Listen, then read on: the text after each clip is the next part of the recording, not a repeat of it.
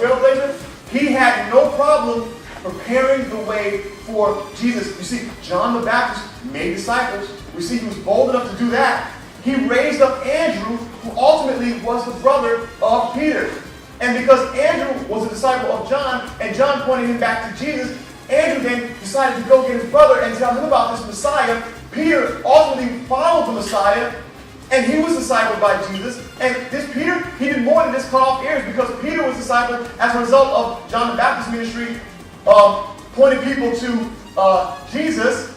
Peter decided, hey, I'm going to preach the gospel. And not only am I going to preach the gospel, but 3,000 people, as a result of Peter's preaching, were saved. And that was the start of what we know today as an early Christian church. All because this guy named John the Baptist was bold enough to prepare the way, was bold enough to blaze the trail, was bold enough to make straight the way of the Lord. It all started with a boldness from a guy named John the Baptist. And now we have what we call the church.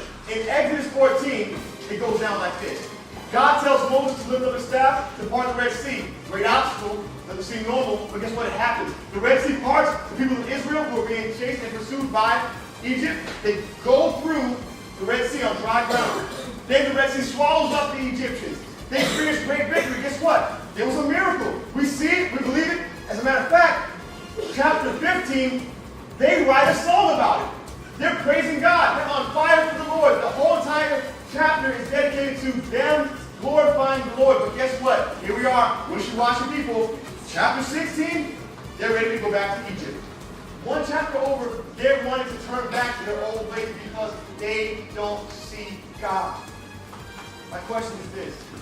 Will you do what he tells you to do? Will you just trust even if you don't see him? Will you trust him even if you can't trace him?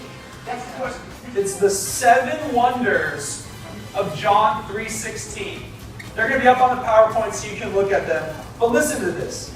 It starts, God, the almighty authority, the creator of the universe, the Alpha, the Omega, the beginning and the end. God so loved the world.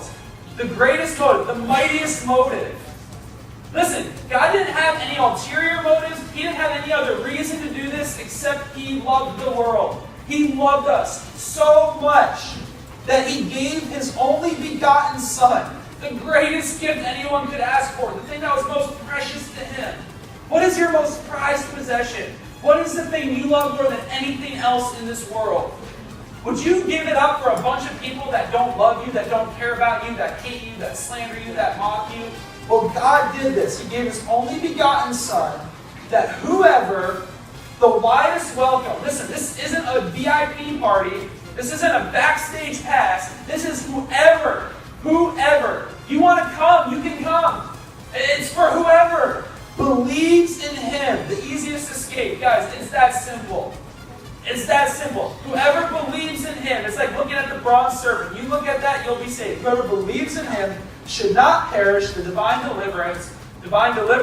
What are you being delivered from? You're being delivered from eternity in hell. Whoever believes in him should not perish, should not suffer for eternity in hell, but should have everlasting life, the priceless possession. Because now you possess in your heart and your spirit that you will have forever an eternity with God. Because you believed. For no other reason than you believed. Listen, it wasn't anything you do. It was simply believing. It wasn't.